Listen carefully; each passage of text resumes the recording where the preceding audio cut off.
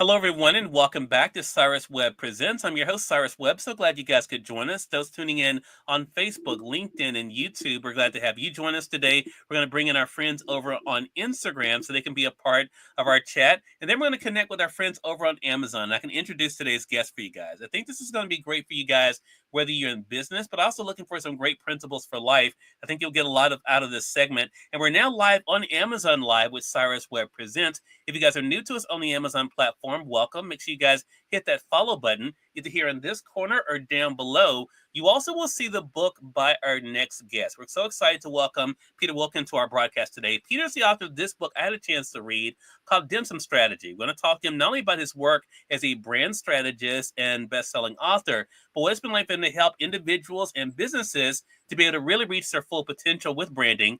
Peter, thank you so much for the time. Really appreciate it. Thank you so much for having me here, Cyrus. I'm really glad to be here. Hopefully it can be of some help to some listeners. I know you will be, Peter, and that's why I'm so glad to have you on. Leon Pitts, hello to you joining us in Florida. Glad you can join us on Instagram. I want to begin there.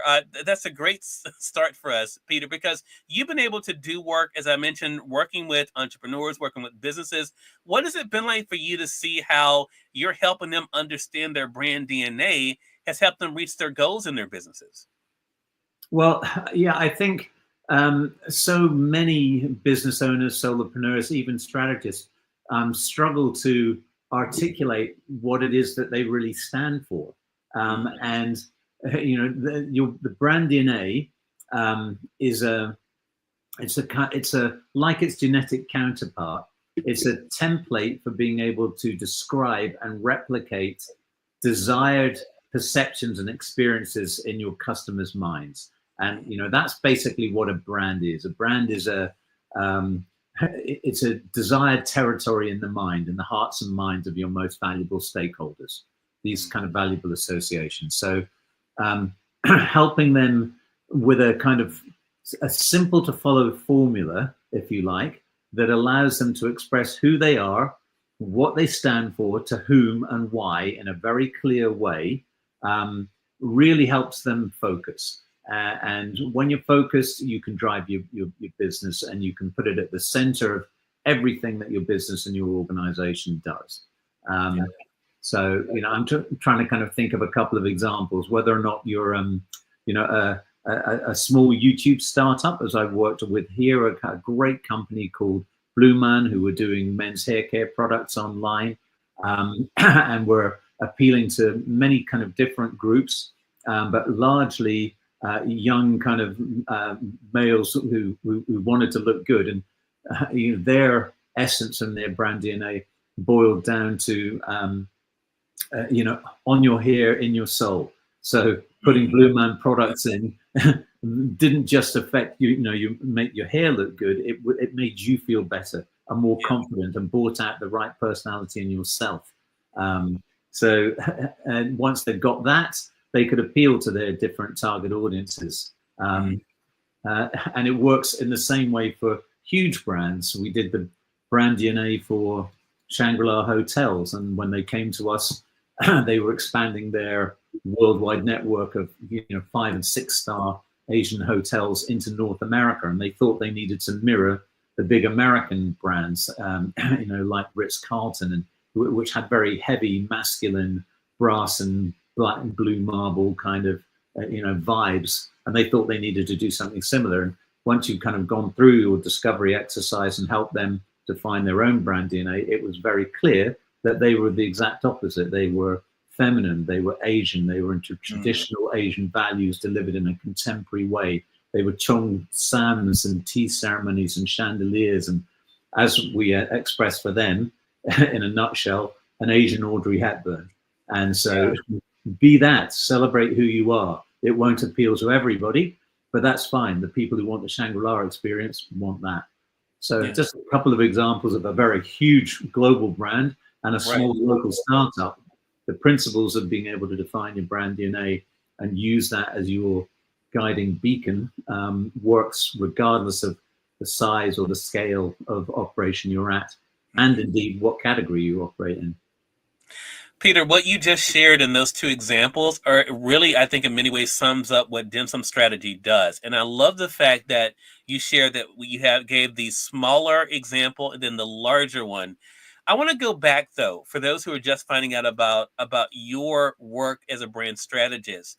When did you realize that this was something that you not only understood for yourself personally, Peter, but wanted to share with other people when it came to building their own brand DNA and being able to use that? Well, yeah, good question, Cyrus. And my background, I came from the big advertising agencies. So, my last corporate role was running BBDO Asia Pacific out of Hong Kong. I looked after their 14 markets, and I had, 5 years with Leo Burnett running their Southeast Asia operation. I had 11 years with Ogilvy, and the advertising world was wonderful because it gave you this complete smorgasbord of different clients and cultures and way of doing business. Every day was different, but you learned. So it was like working in 20 different companies or 30 different companies over a 10, 15 year period. But I realized quite early on that when I actually finally left that advertising to set up my own company called the Brand Company with a couple of partners in Hong Kong.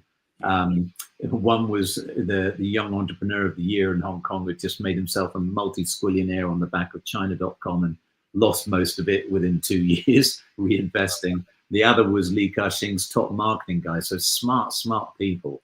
And we together kind of observed that millions and millions and millions of dollars were being spent on what we call the superficial packaging of brands. That was your logo, your visual identity, and even, yes, the advertising campaigns, because they were tangible, but not on the substance, if you like, of the product or service that really drives the experience of how people perceive your brands. So basically, you can say you're brilliant, whether you're a tangible product or a service, but the actual experience of what you're delivering in your product and service will override anything you say.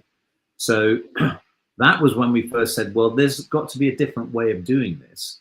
And why don't you use, the strategic tools that we know we have that we're directing the design and logo and identity to drive much more fundamental change throughout the organization.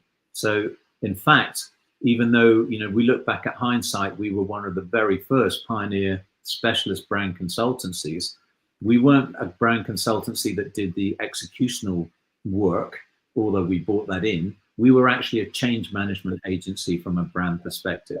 And we used the brand DNA as the catalyst to drive everything that the organization does through its products and services, through its culture, its people who have to walk the talk, through its systems and structures and things like that, and then everything they say through their design, logo, and communications. Sorry, a bit of a long answer. No. But as you were talking, I thought about something you wrote in the book, Peter, that I wanted to share, because it goes to this point that I think the reason why so many people today struggle with this, right? Because there's individuals like you out there helping them understand the importance of, developing that brand and staying true to it. There is information online, but it's really about the person taking it in. You talk about in part 1 of the book, Dim Sum Strategy, Peter, in part 1, Discover, you say this about the brand health check. And I thought this was really interesting. You say many companies would find it difficult to answer every question above satisfactory. And there were some questions you had for them.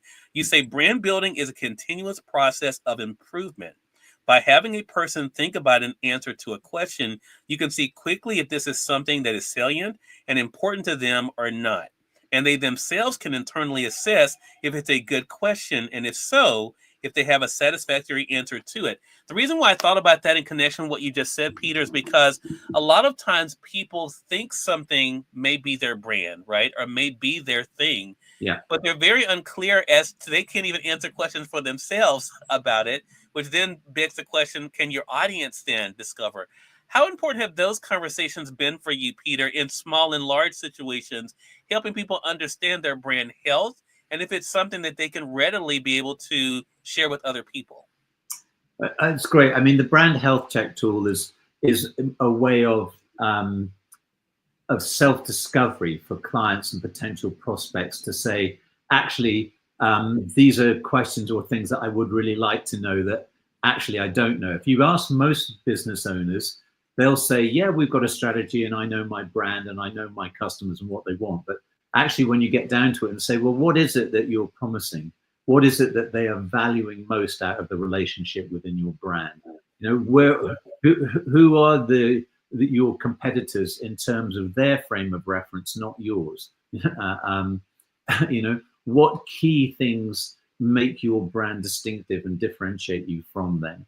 And are they relevant? Those kind of questions. So, you know, I never. This whole world of brand and marketing is really overcomplicated and full of jargon. But I never kind of forget to kind of pull clients back to some of the basics, and the best strategists simplify things. And one of the things I constantly remind them is that, you know, you don't actually own your brand. Your customers own your brand. It exists in multiple hundreds or thousands or hundreds of thousands of brains individually in their brains. That's what exists. So think about how they react. Now, for example, we had a huge telecom client in Hong Kong at the time, SmartTone. They ended up, as a consequence, tying up with Vodafone.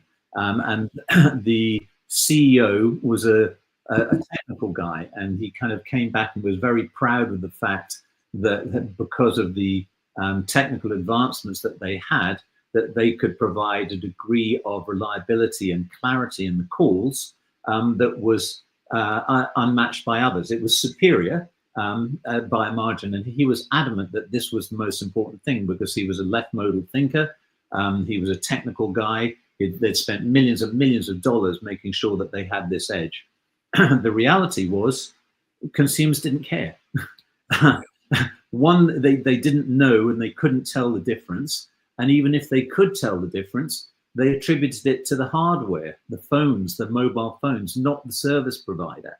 So, I mean, doing the discovery work in the brand center management development 4D's process very quickly revealed that to him and said, look, what is important to them is the emotional outtake of the result of communicating. You know, whether it's through their phone, whether it's an educational thing or entertainment or whatever it is, it's bringing people closer. Nobody's claiming that. Why don't you go claim that really high emotional high ground? And all credit to him. He changed and rotated, and we've changed the positioning of that offering, and that's what ended up leading to him, you know, moving up 2 places in the rankings, which was critical at that time because the government were cutting from 6 to 4 providers. Ended up with him, you know, doing the deal with Vodafone. So it was a huge fundamental thing. Yeah. So yeah, and again, same thing applies to smaller and mid-sized enterprises. You know, never lose sight of the fact that you are what you are perceived to be in your customers' minds, not what you say or what you think you are. Right. Right. Such a great point. Amazon customer, hello to you. Thank you so much. Glad you could join us. For those that are joining us on social media as well, thank you. You all are watching Cyrus Webb Presents here on Amazon, but we're simulcasting on Facebook, LinkedIn, YouTube, X, and on Instagram. We're excited to welcome Peter Wilkin to our broadcast today. He's the author of this book you guys see here, Dim Sum Strategy. We're talking with him not only about brand strategy, but also the importance of something you just heard Peter mention, and that is clarity. And Peter, this can be a challenge for people, and you talk about this in the book too, about individuals you work with who try to rush the process instead of making sure they have that clarity. How important has that been for you, especially in the world we live in now, Peter, where so many people, they're not only impatient, but because of social media, they're trying to get results and get things now. How important has that clarity and patience been for you in sharing? I'm so glad you brought this point up because people always want to rush to the instant solution. Not always, but most of them do. You know, instant gratification isn't fast enough, kind of thing. So the biggest mistake or one of the big mistakes I get out of brand builders is that they'll rush to execution. Let's do a rebrand, which means refresh our logo, refresh our website, perhaps do a little ad campaign around it, but without having done their strategic homework of truly understanding how they should be positioning themselves. Again, with the brand DNA, what role, why do you exist beyond making money to serve your customers? What are your core differentiating beliefs? What is your overarching promise, your commitment to your key stakeholders? What benefit do they derive from you delivering against that promise? And how do you go about it in a unique way, your culture? What icons do you own? That's all your brand DNA. Unless you truly understand that, and unless you've done your homework, you may get lucky, but chances are with your shotgun approach, it's going to disappear into the ether. It's what I call ready, fire, aim. You're not aiming before you fire. Right. You might be lucky to hit that moving target, but chances are 99% of the time you're going to miss, and you're going to come back and say, well, that didn't work. It didn't work because you weren't strategically focused in terms of what your messaging was and what your proposition was. The other thing, which you alluded to, was doing your homework. Some basic stuff we learned from school, Cyrus. You remember, what you get out is only as good as what you put in, and that is so true. The best brands are built on strong foundations of discovery, insight, and that is a combination of now you can accelerate the quantitative analysis with generative AI tools. It's brilliant. What used to take us, weeks going into the old-fashioned libraries and scanning through microfiche and even employing researchers to help you find stuff in Mintel and documents. You can do that in minutes now with properly prompted questions in generative AI. So that whole discovery process on what I would call desk and internet search has really, really been helped by generative AI. But still people don't do it enough or well enough. You still have to interpret that, and you have to complement it with qualitative, which is human to human understanding of what the feelings are. And to do that, you then, that helps you generate real insights on how people relate to your brand and your category, and where the opportunities and challenges arise for your brand. Otherwise, I say, look, you can rush to your executions and you can go out there. So many people are happy to build a house of straw that gets blown down rather than spending the investment time to build a house of brick. And I keep saying, go back and build a house of brick that no wolf is going to blow that. And having said that, here's the real world. I have people in my Lighthouse Brand Strategy Academy who come in and they've paid their money and they want some instant gratification. So, and I get that. So I say, well, look, work on a basic starter framework. Let's try and craft a brand DNA for you without you having done all the groundwork. And so we've got a working thing that we can chip away on. But I say resist the temptation to ever make it permanent, because I almost guarantee it's going to change. You've got to be open-minded. And then, so we'll do that so that there's a feeling of some quick progress.